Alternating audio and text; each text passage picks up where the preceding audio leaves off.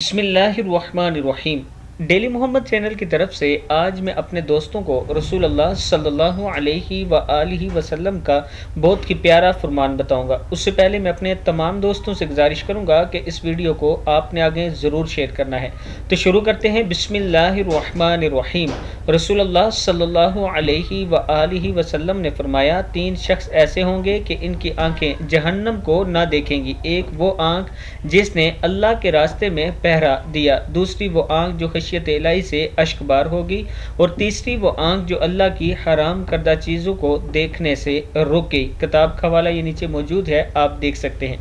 3 शख्स ऐसे हैं जिनकी आंख जहन्नम को ना देखेगी। एक वो आंख जिसने अल्लाह के रास्ते में पहरा दिया, दूसरी वो आंख जो खशियत इलाही से अश्कबार होगी यानी अल्लाह के खौफ से, और तीसरी वो आंख जो अल्लाह की हराम करदा चीज़ों को देखने से रोकी।